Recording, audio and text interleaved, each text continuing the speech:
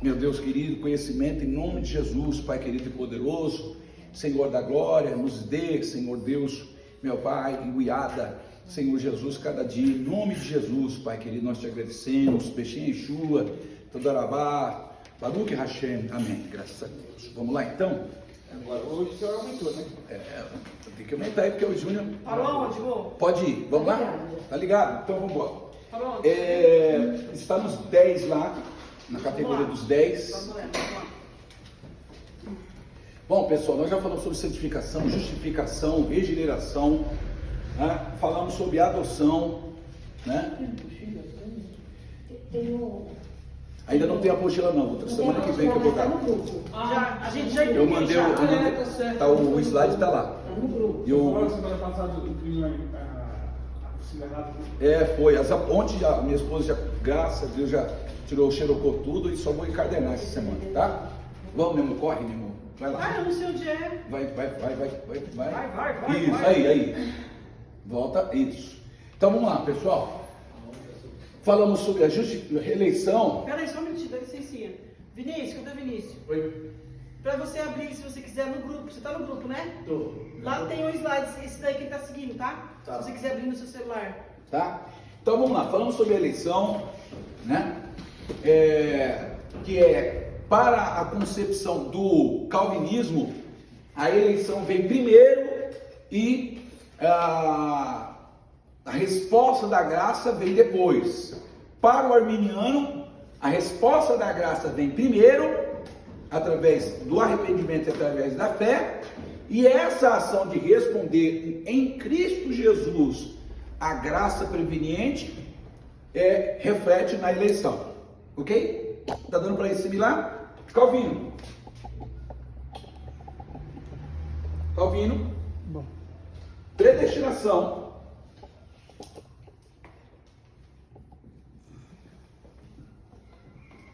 E eleição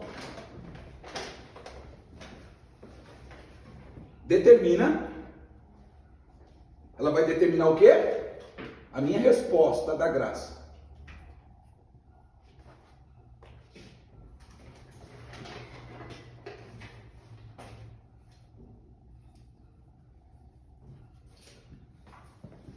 Já em Armínio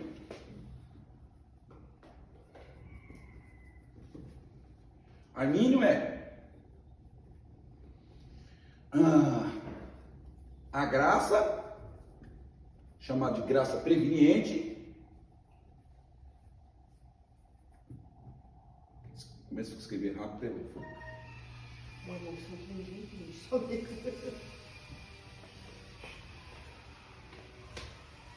Vai determinar a minha eleição.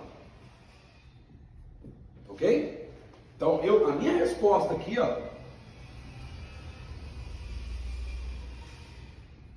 através da fé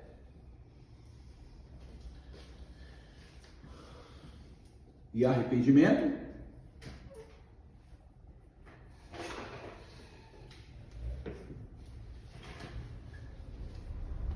vai determinar a minha eleição. Isso está claro? É o inverso, tá? Aqui, em Armínio, você tem... Por que o processo é inverso? Porque a graça preveniente produz no ser humano livre arbítrio. Ok? Aqui não tem livre arbítrio. No Calvino, o único homem que tinha o livre arbítrio era Adão. O único. Tá?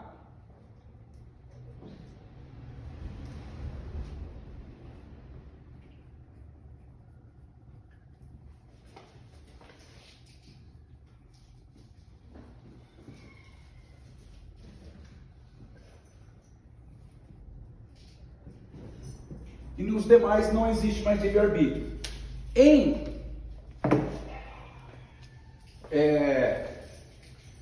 Armínio, o homem passa a ter liberdade. E quais são os textos, por exemplo? Paulo começa a dizer que agora nós temos liberdades em Cristo, tá? Então, eu preciso achar aqui, né, esse texto onde Paulo vai falar sobre a liberdade. Essa ideia de liberdade, o livre-arbítrio, tanto faz, porque o conceito livre-arbítrio não é um conceito antigo. Não existia esse conceito de livre-arbítrio na época de Paulo, na época. O que você tinha é um conceito de liberdade. Livre-arbítrio é um conceito posterior, e que quando você vai estudar o conceito de livre-arbítrio no período, olha só o que nós vamos entender, que existe uma pequena diferença entre liberdade e livre-arbítrio. Liberdade todos nós temos aqui, ok? Já o livre-arbítrio é a condição do ser humano de poder decidir entre querer Deus ou não. A ideia do livre-arbítrio está ligada diretamente a essa relação do homem com Deus. Filosoficamente falando, sociologicamente falando, politicamente falando, o homem tem liberdade. Se não tiver liberdade, nesse sentido, o homem está determinado. Mas ele não tem livre-arbítrio sociologicamente falando, filosoficamente falando. Tranquilos até aí? Porque a ideia de livre-arbítrio tem que se entender de que existe algo para além do físico, é do metafísico, é de Deus. Deixa eu tentar baixar o nível aqui, senão fica muito filosófico. O livre-arbítrio, só é possível alguém dizer que tem livre-arbítrio se a pessoa acredita em Deus, seja ela arminiana, tá? O calvinismo vai dizer, não existe livre-arbítrio. Por quê? Porque eles entendem que o livre-arbítrio já está escravizado pelo pecado. Tá? Dúvidas até aí? Muitas, né? E por que aí só Adão? Por que só Adão? Porque... Sim, porque o Adão ainda não tinha se deparado com o pecado. Só Adão antes da queda, né? Antes da queda. Quando Adão peca, então, Paulo vai dizer que o pecado passou a comandar o ser humano. Então, para o conceito calvinista, o que implica no livre-arbítrio é que um homem passa a ser pecador. Então, se ele é pecador, ele é induzido pelo pecado. Então, ele não tem livre-arbítrio mais. Já para o Armínio, o homem não tem, porque o homem é escravo do pecado, mas no momento em que ele aceita Jesus, que ele é iluminado por Deus, então essa graça potencializadora, chamada de graça preveniente, passa a ajudar esse ser humano a fazer escolha entre eu vou adulterar ou não vou adulterar, vou fornicar ou não vou fornicar, vou fumar ou não vou fumar, vou beber ou não vou beber, tudo isso por causa da graça. Está entendendo? Que ela está muito ligada à ideia de santificação. Para o Armínio, a ideia de santificação já é uma prova direta da santificação progressiva, não da santidade posicional. Ela já é uma prova de que o homem tem livre-arbítrio, que o homem pode praticar tal pecado, ele pode negar pecar, certo, pastor Silvano? Só estou colocando os dois lados, tá? E aí, só porque eu falei da eleição aqui, vamos correr porque hoje tem muita coisa. Bom, a adoção eu falei semana passada, que a Bíblia diz que ele veio para os seus, João 1, 11 e 12. Ele veio para os seus, esses seus quem que era? Os judeus. Ele veio para os seus não receberam, mas todos quanto creem, dele o poder de ser chamados filhos de Deus. Então a ideia de filho de Deus, adoção, é que agora nós, lembra de João, quando João diz assim,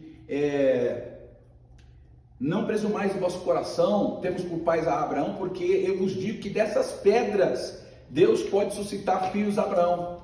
João está querendo apresentar a ideia da adoção mesmo, e a adoção do gentio, porque para o judeu, quem é o filho de Deus? Os filhos de Deus são Israel, porque a ideia de filho de Deus é a ideia da eleição, não é a ideia de filho enquanto natureza. Ó. Seria a parte carnal. Não é, porque você vai ver Jesus sendo chamado de filho de Deus, ele diz assim, o meu pai trabalha até agora e eu também. O que os judeus entenderam? Ele blasfema, porque ele se faz igual ao pai, porque por natureza, se eu digo eu sou filho de Deus por natureza, significa que em mim eu herdei o DNA divino, eu sou eterno, tenho presciência, tenho eternidade, no morro. Por isso que os judeus quiseram apedrejar Jesus, porque por natureza ninguém pode ser filho de Deus. Então, se não podemos ser filho de Deus por natureza, podemos ser filho de outro, na outra categoria? Sim. Que categoria? Por eleição. Amém? Então diga assim: por eleição, eu sou filho de Deus. Sou filho de Deus. Por isso que você vai encontrar a palavra filho sempre no coletivo para Israel. E depois você vai encontrar filhos de novo no coletivo, no Novo Testamento, né? Quando diz assim, se somos filhos, logo somos co-herdeiros da promessa. Olha que coisa linda. Paulo, quando fala dessa questão, Shalom, meu pastor Rodinei, então quando Paulo está falando que somos filhos, logo somos co-herdeiros da promessa, significa que agora, em Cristo Jesus, nós somos eleitos por Deus. Amém? Então a base do arminianismo é Cristo. Tá? Que mais? Outra coisa, já que eu estou falando sobre Cristo, nós vamos encontrar um outro conceito que eu não coloquei aí, que é a predestinação. Eu falei semana passada que a predestinação é o sucesso daquele pelo qual Cristo elegeu, né? Então, para o Calvino, existe a predestinação individual. Predestinação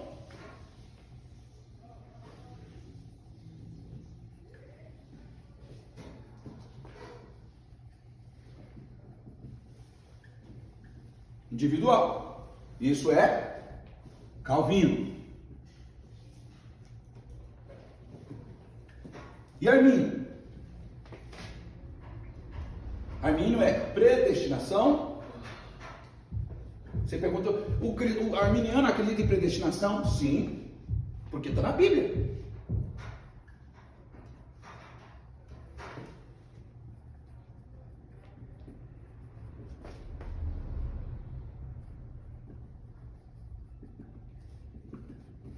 Qual é a diferença de predestinação individual para coletiva?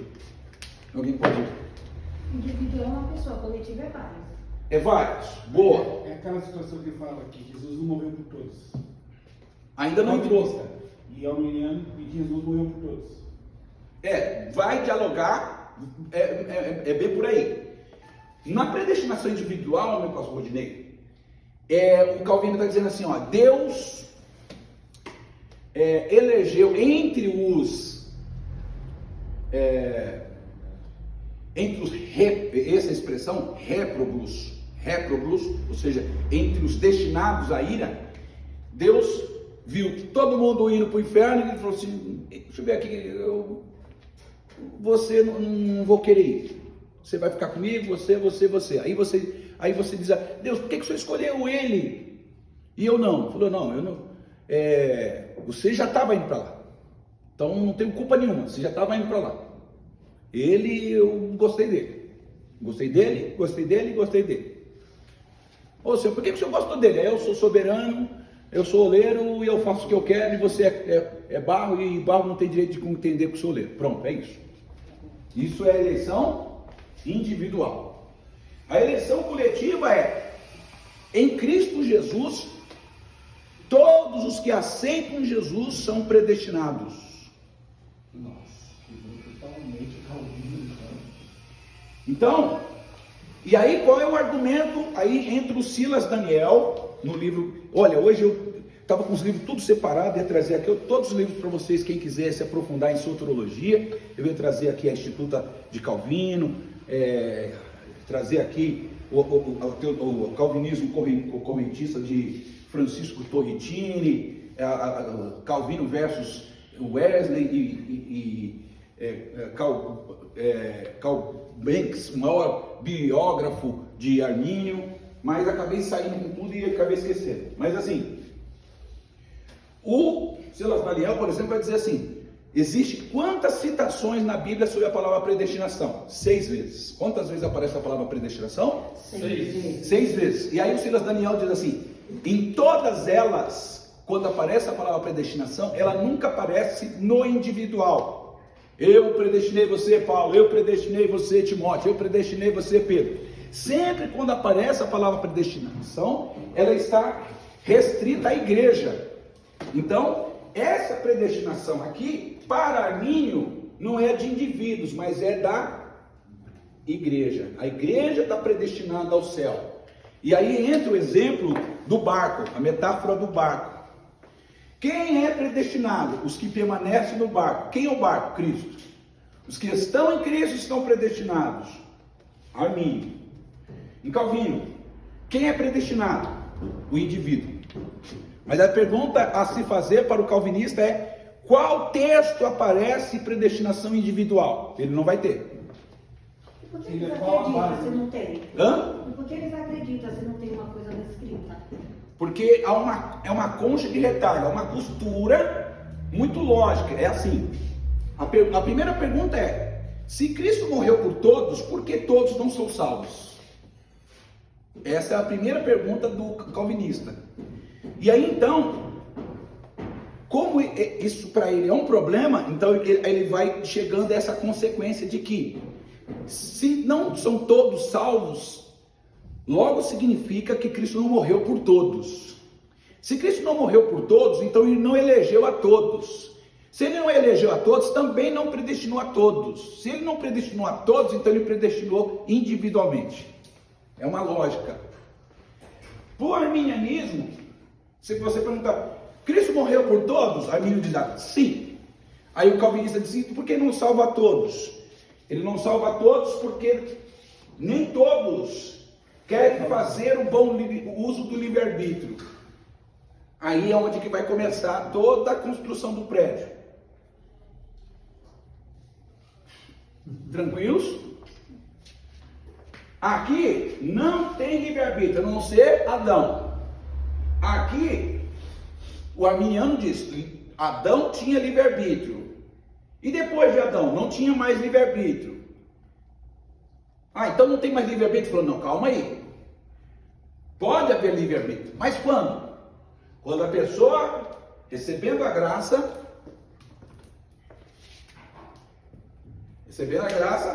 é iluminada, ressuscitada, potencializada, então gera nela livre-arbítrio. E nesse momento eu posso rejeitar a graça e eu posso receber a graça. Qual é o texto que fala que vai receber ou não? Aí, Atos 7,51, né? Vós são todos circuncisos de coração, né? Vós sempre resisti ao Espírito Santo. Então ele vai mostrar aqui que o homem resiste ao Espírito Santo. Mateus 23, versículo 37. Jerusalém, Jerusalém, quantas vezes eu ajuntar vocês como a galinha junta os seus pintinhos e vós não quisestes. Então, aí o Armínio vai dizer, olha, Deus tem uma vontade. Só que essa vontade, ela é esbarrada. Por que ela é esbarrada? Deus não é todo poderoso? Só que Deus decretou permitir a queda, como permitir salvar aqueles que assim querem ser salvos por meio da graça preveniente. Senhores, dúvidas até aí? Pastor Silvano? Então, esse conceitozinho que bonitinho chamado livre-arbítrio, para Armínio tem, para Calvino, não. Ok?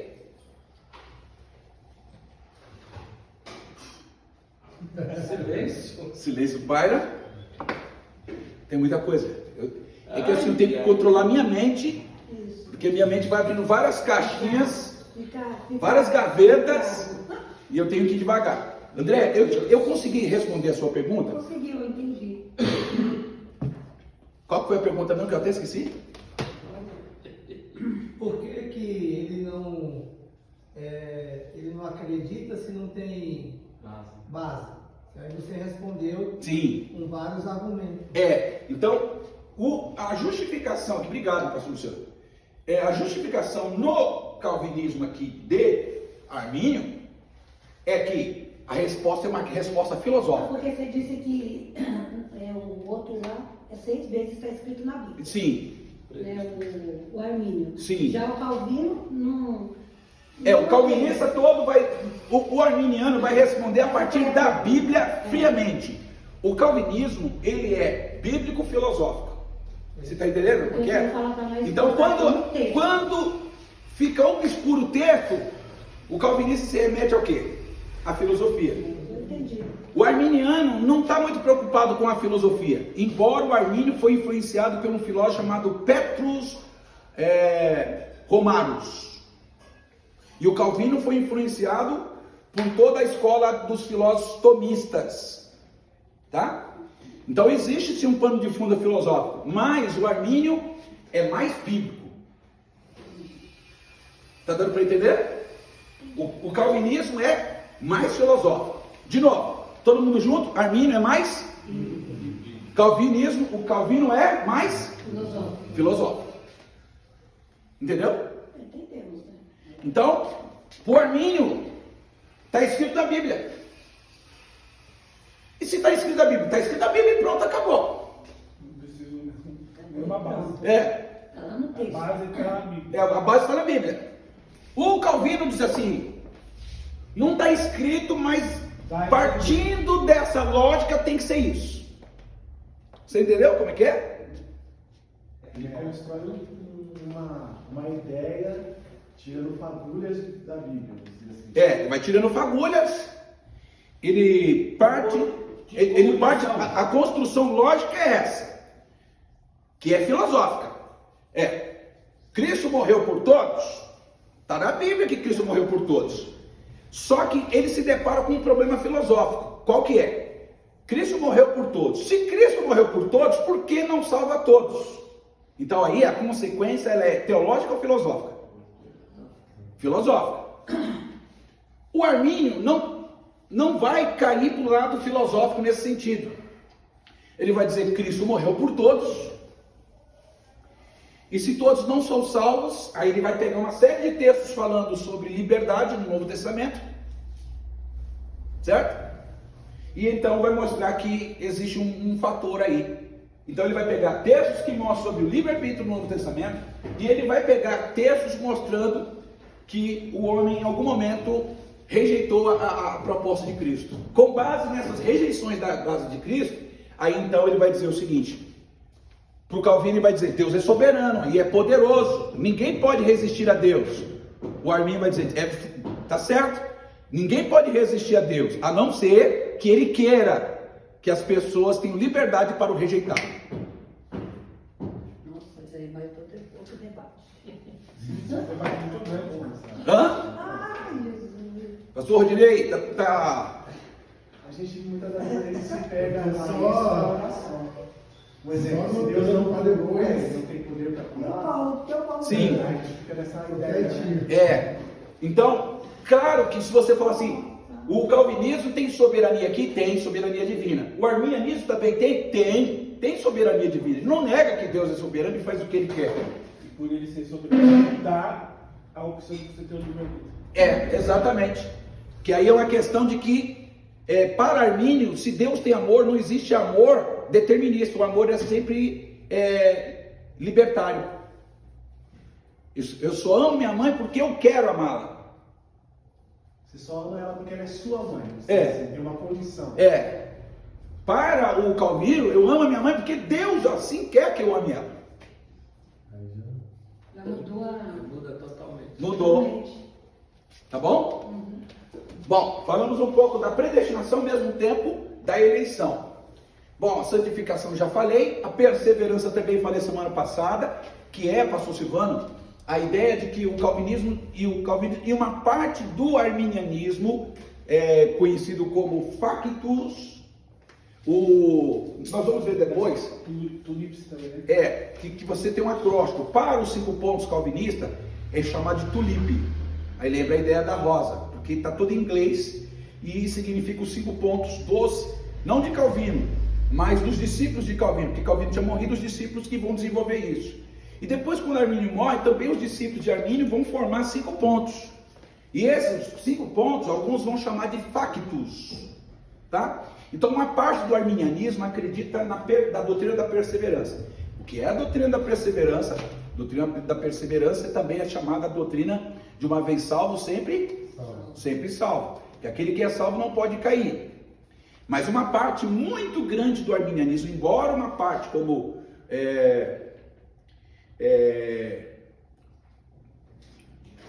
o Henry Tince diz que uma vez salvo, sempre salvo, Henriques é um arminiano, teólogo, uma parte esmagadora do arminianismo vai dizer, não, o homem pode cair. E por que ele pode cair? E aí eu falei para você aqueles textos, Gálatas 5:4, Hebreus 10, versículo 25, 26, Hebreus 6:4, uma série de textos vão mostrar que é possível que o crente caia. Então, a doutrina da perseverança, ela é assim... Isso é dentro do arminianismo, né? O armínio... Esses dois pensamentos. E aí eu vou falar agora, você tem mais de 8 citações de Armínio mostrando textos que o crente cai. E aí então você não tem esse é o maior, talvez seja um dos maiores debates dentro do próprio arminianismo. Se é que Armínio quis dizer que o homem perdia a salvação ou não. Então, uma parte vai dizer assim que é a doutrina da queda hipotética. E outros vai dizer não, Armínio afirmou a queda. Por quê? Porque na Declaração do Sentimento de 1610, quando o Armínio teve que fazer um profundo debate com o principal opositor dele, chamado de Gomaro, que era um calvinista radical, se reuniu toda a Holanda. Então o Armínio teve que dizer a seguinte frase: eu nunca afirmei em hipótese alguma que é possível que um cristão eleito possa cair. Ele diz isso. E aí é com base nessa frase que uma parte dos arminianos que não acreditam que o homem pode perder a salvação se baseiam nela. Mas aí eu falei essa semana passada que nós temos duas questões nessa fala. Primeiro, pode ser política, porque se ele fala abertamente, você imagina que a Holanda era calvinista. Eu vou repetir, a Holanda era calvinista. Não tinha essa assim, eles eram católicos, nem católicos eles eram. E para os calvinistas, uma vez salvo, sempre salvo, né? Sim. Então, eu quero lembrar aqui, teve um autor que o Calvino mandou matar ele. Não vou lembrar aí. Pastor, tenta ver o autor, o nome do autor, que Calvino deu ordem para que matasse ele, porque ele era um antitrinitariano. Anti o quê? Antitrinitariano. Ele não acreditava na doutrina da Trindade. Então os reformadores não pensa assim que eles eram bonzinhos, não, porque não eram não. Lutero arremessou um monte do penhasco pro rio afogado. Miguel Servet. Isso, Miguel de Servet. Miguel Servet é o nome dele. O Miguel Servet, não é sorvete? Isso. Ele foi condenado à morte por Calvino porque ele não concordava na doutrina da Trindade. Ok? Isso, olha aí. Exatamente na Holanda. Então toda a Holanda, esse era católico. Então toda a Holanda, ela é calvinista. Ela é o quê? E o Armínio estudou em qual faculdade? Faculdade calvinista. Nossa, que complicação. Faculdade calvinista. Só que o Armínio começou a estudar outros autores, não só Calvino. E aí ele foi estudar qual foi a virada teológica de Armínio. É que ele começou a estudar todas as confissões, confissão belga, confissão de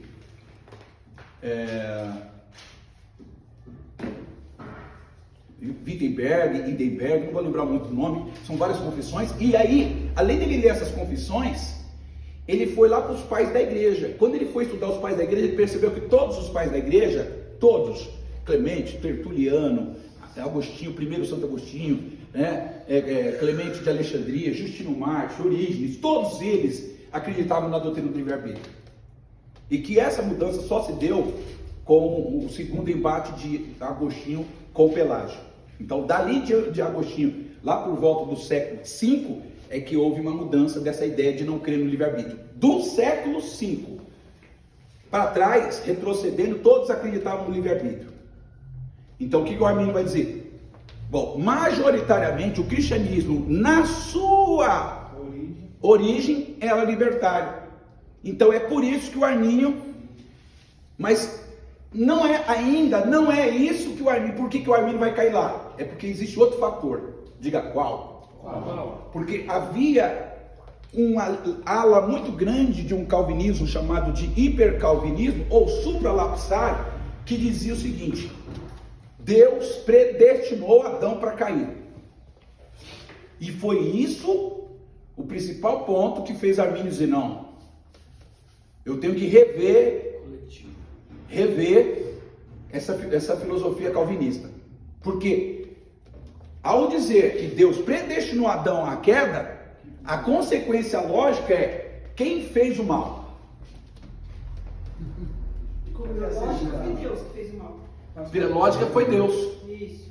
Mas essa tese aí, dizendo que Adão já era predestinado a isso, ele não teria perdido o livre-arbítrio também? Aí é o seu problema aí filosófico, porque se Deus também determina que o Adão caia, então esse livre-arbítrio é ilusório, não tem livre-arbítrio para o Adão, o calvinismo, tá? E aí então, olha os problemas que vão cair. Repete comigo: doutrina supralapsária. Supralapsária. Marca aí que eu tô marcando aqui no caderno, tô até no fone. Isso pra Lapsária. lapsário. Final Para não do escrever nada certo. É o sário que tá no É. P é mudo. O lapsária quer dizer queda. E supra quer dizer antes.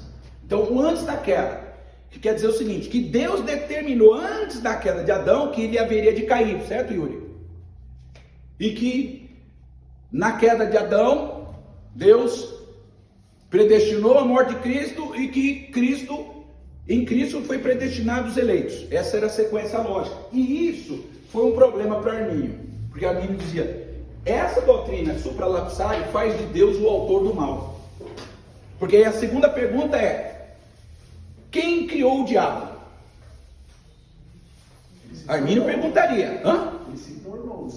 Então, para o arminianismo, ele se tornou no mau uso do seu livre-arbítrio. Para o Calvino, a consequência lógica é essa: Deus criou o diabo para ser diabo. Deus decretou. Por quê? Porque Deus não é surpreendido por nada. E os seus planos são soberanos e magníficos. Portanto, Deus criou o Satanás, e aí entra o calvinismo chamado de calvinismo ocasionalista. Nossa, então Deus criou, já sabia que ele ia cair, tudo bem. Mas criou já com essa intenção mesmo dele cair. O supralapsário e o ocasionalista vai dizer assim: Deus criou o diabo para ser diabo. Porque ele não tem. Eu ouvi, pastor. Defender o calvinismo não é nada fácil. Então o cara para ser calvinista, o cara tem que ser muito bom. Eu vi algo dizendo assim, que Deus criou justamente o diabo para fazer o papel de penalizar. Se você não é bom, então Porque Deus sabia que ia ter por ele ser bom, ele não vai querer penalizar. Porém, Deus criou algo no sentido que assim, ó, então agora esse aqui é o que vai te punir. Porque Deus sabia que ia ter o mal, então Deus tinha que ter algo. Eu já decidi o que eu sou. Porque vai ter o mal, vai estimular o bem. Quem é Não, que eu vai sou proteger o adoradora. mal? Vai proteger a pessoa Sim. não tá certa, né? Agora, eu estou falando de um modelo de calvinismo, não estou falando de todos os calvinistas, porque aí você tem um concorrentista, do qual Quantos tipos de o meu calvinismo? companheiro já, o pastor Paulo, já viu lá no grupo, lá o Davi, vira e mexe, estou sempre dialogando com ele. Porque assim, pessoal, Quantos tipos de calvinismo tem? Calvinista. você tem popularizado, você vai ter pelo menos 3 modelos de calvinismo. Mas tem mais. Porque você tem o calvinismo durantista, você tem o calvinismo tomista. Tem de Tomé? Não, dito. Eu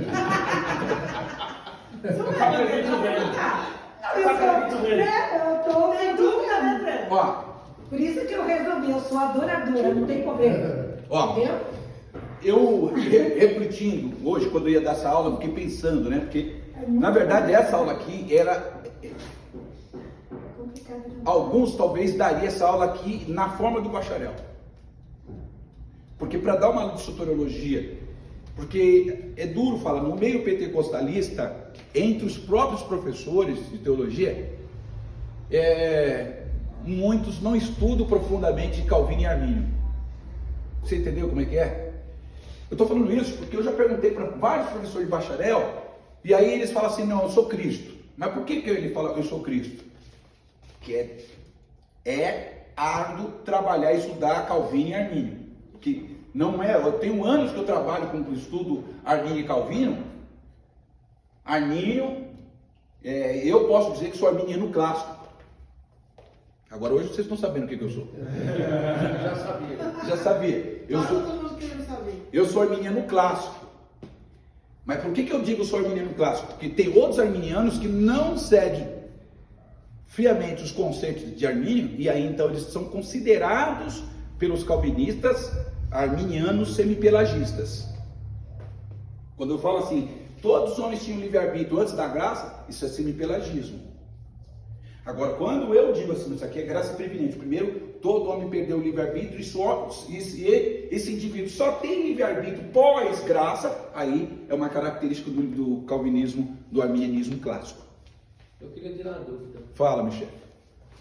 Pergunta arminiano ou pergunta calvinista? É de uma outra pessoa, só que eu estou fazendo, acho que eu tinha falado para o senhor, eu faço curso online. Sim, aí você falou uma vez comigo. E aí, mestre? Eu queria tirar essa dúvida aí, porque me falaram que ele é calvino. Quem que é Calvino? O César Cavalcante. Não, ele é arminiano. É porque Rapaz, o pessoal fala, acha... Cuidado, não sei o quê, Não. que você está estudando. Porque é o seguinte, o César Cavalcante, porque ele não segue a teologia escatológica majoritária no universo pentecostal, que ela é dispensacionalista, o arrebatamento antes da grande tribulação, como ele não segue isso, então ele se distanciou da sequência lógica de doutrinas pentecostais, porque ele segue a visão pós-tribulacionista, mas ele é um arminiano. Ele é arminiano. Só nesse ponto aí que... só mas nesse... ele mudou. Né? Ele mudou. Entendeu?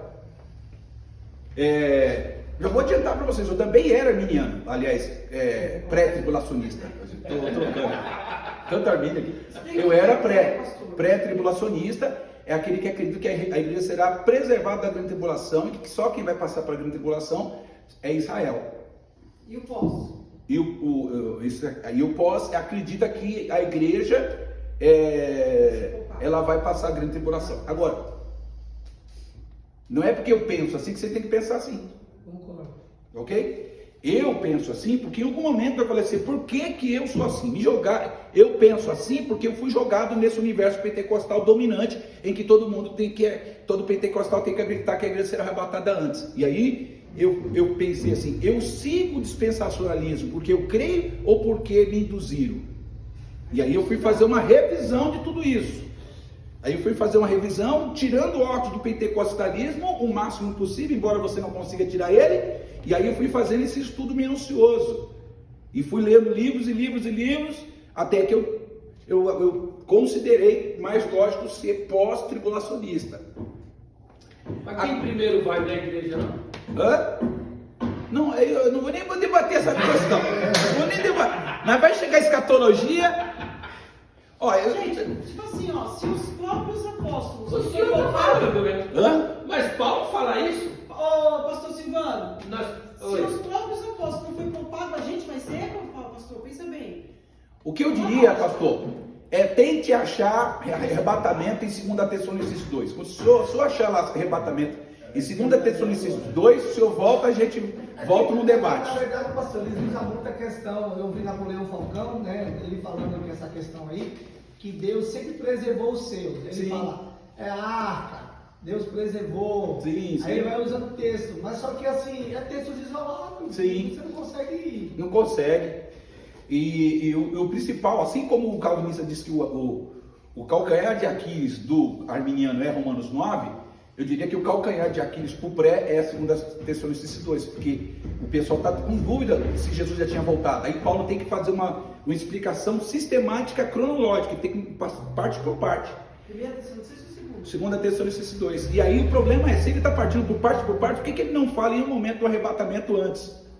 Ele não deixa isso. Tem 13 também, Apocalipse 13.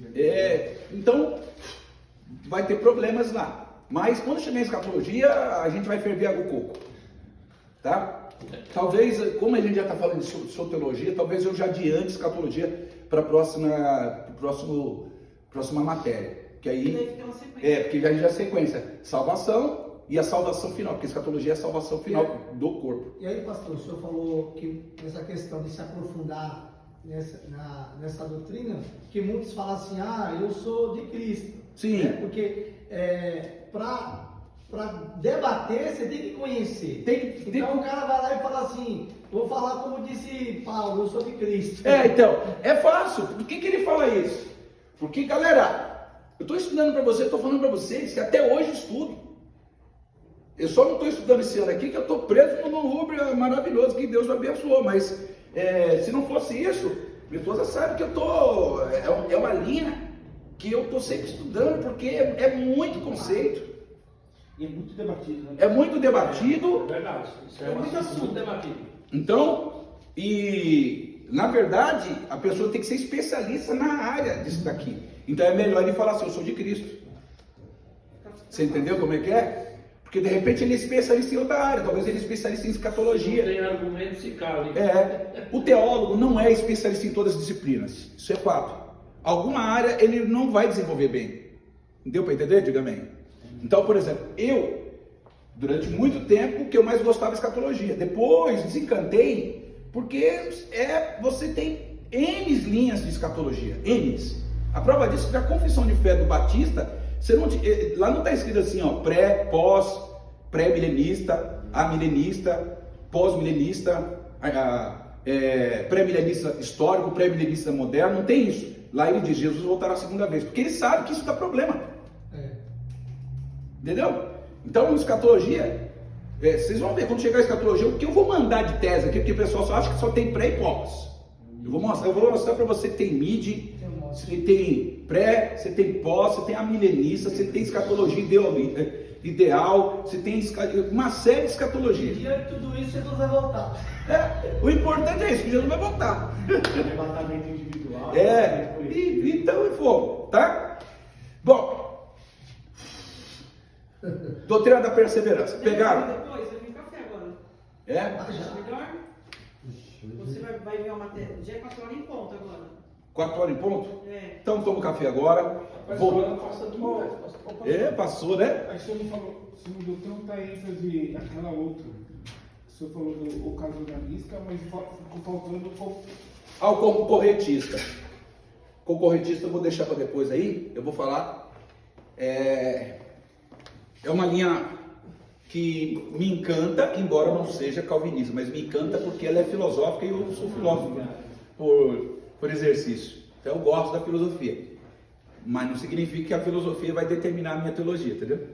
Apenas que eu vou me encantar pela filosofia. André, você que sabe mexer aqui, dedinho.